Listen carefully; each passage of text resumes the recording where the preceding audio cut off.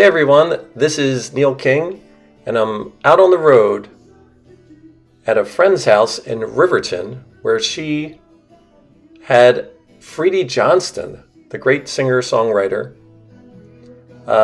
do a small concert at her house. I asked her if she had a sketchbook that I could use, and she did, unbelievably, and a Bic. So I was able to go out, and because I was so close to him, I just needed to get a quick sketch of this. Let's take a look at some influences for this episode. So one of my treasured books that I own, called the Crumb's Coffee Table Art Book. And obviously, Crumb is one of those guys, one of those illustrators who is really known for sexualized images, all this autobiographical feelings, and he puts into his comics, an amazing, technician. But one of the things that I do really love about his art is that he draws every day. He goes out and draws from real life. He draws from photos and things. So in this book, which does have all kinds of images that some people may find very difficult to look at, he really was different in the independent illustrator cartoonist times, started in the 60s. But in the book I picked out certain things that really are amazing, and his technical ability to work with hatching and cross hatching, beautiful line image. I believe his wife of the time. Love this one. And he does those cartoons, which to me, he's a master at the cartooning, but some of the things that he does do offend people. But this one I thought was interesting because he's so into music, and this specific episode is Freedy Johnston, and I thought I would show some images. These are probably from photos that he had looked at. He was very into all kinds of jazz and all kinds of different things. But the book really is great, this specific book. He writes out all these things, and he's into doing some still lifes too. So look at all this beautiful realism, thinking about his light sources, thinking about the texture. He just uses a pen. I think he even just draws directly onto the paper, no pencil or anything, I believe. One of my favorite things from about him is that documentary they made about him. If you've never seen Crumb, it's one of my favorite things. Beautiful images. Drawing from life. It's kind of what I'm doing all the time. He's so aggressive with his images. Look at this little bit of stippling in there too. Lots of hatching, pen line. These are in the 90s. Still at the peak of his powers. Beautiful stuff.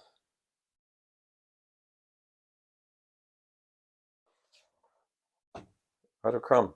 All right, let's get started on this episode.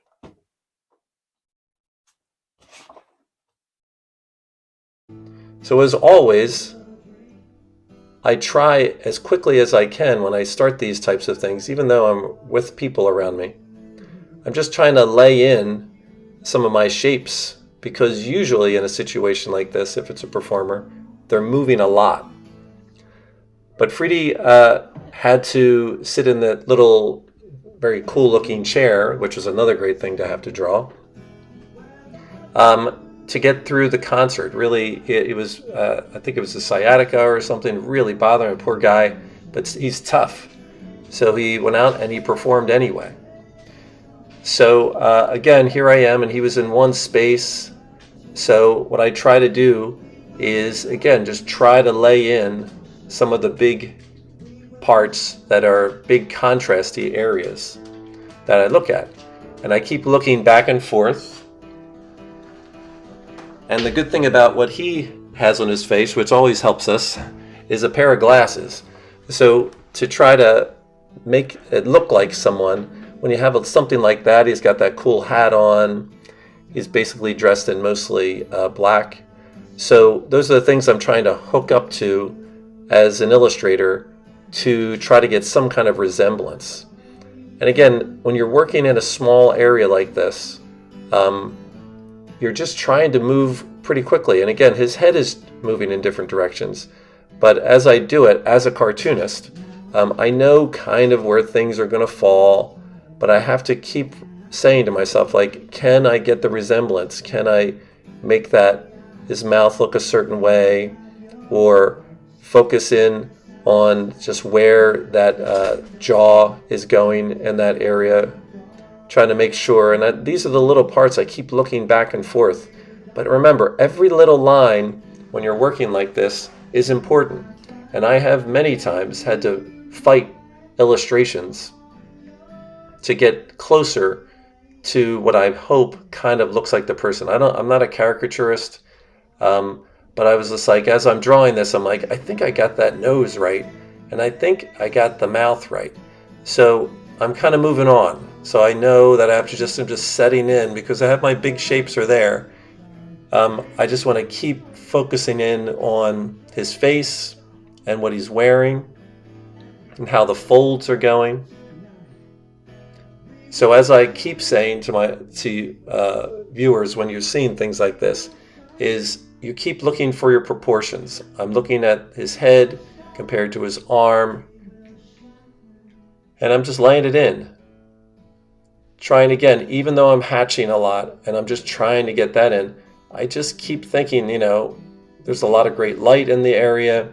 I'm going to try to get that hand in. It's always moving. So I keep saying to myself, what am I seeing? How much of a pick do I see in his hand? Eventually, will I go back and touch that up?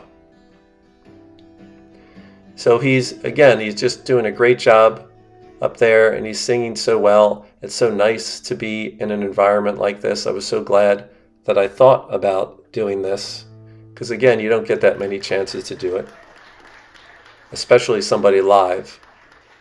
And as he went through each one, he talked to everybody. Nice, great things to say. We're all totally engaged.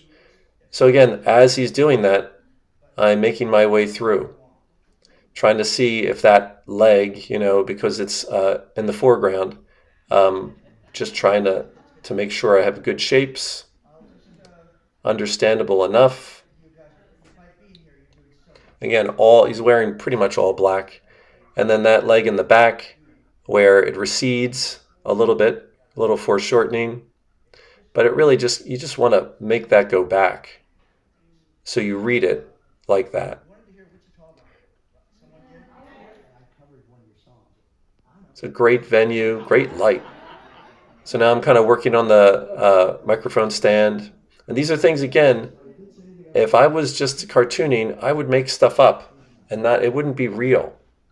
So it's really nice to see like an actual what happens with that setup, to see where the microphone is and the chords that come off of it. I don't have to draw all of them, but just seeing them in real life makes it so much better and so much more realistic. And hopefully, as I use different types of characters who are sitting somewhere in a scene that I do in a cartoon or a comic or a graphic novel, that I'll remember how some of these things work. So right now I'm kind of moving on to that chair. Very cool chair that Debbie has that he was able to use. And again, like there are certain types of flourishes that are there, and I'm trying to pick up on that. I'm not over rendering, but I do want to show the character of that chair, that comfortable, hopefully for him it was a comfortable chair. He really needed it. So then you start recognizing where the shadows are coming off of the guitar, his leg overlapping, some of that. Again, now I'm looking to see how that chord even works. But it's all about perspective, right? So it goes all the way back. That's the left-hand side of, if you think of it as a cube. So I'm just trying to make my cube and then push in shadow, just to get the sense of it. Where's that highlight? Using the hatch line just to indicate what's going on there. Little flourishes again. What does that chair look like?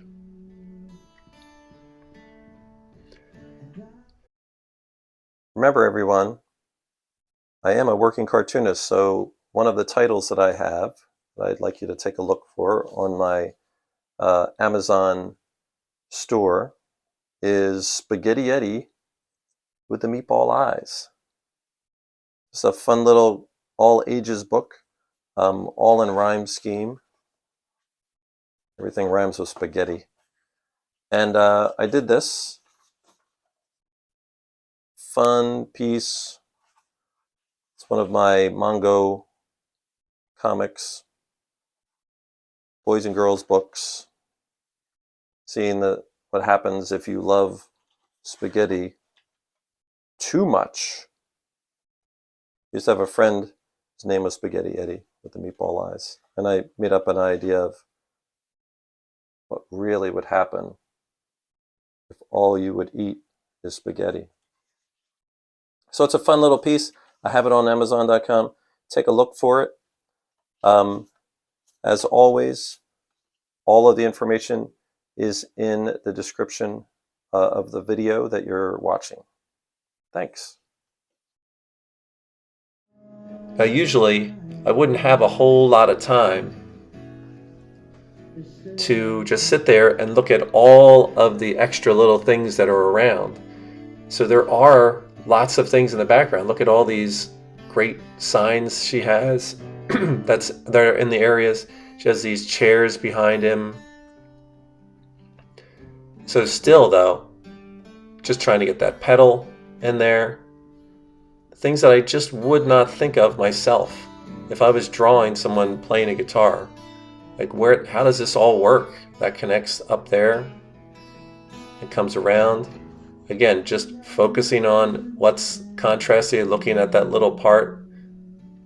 That's, again, these were all things occurring to me, because sometimes when you're drawing someone, you look right past all these little details.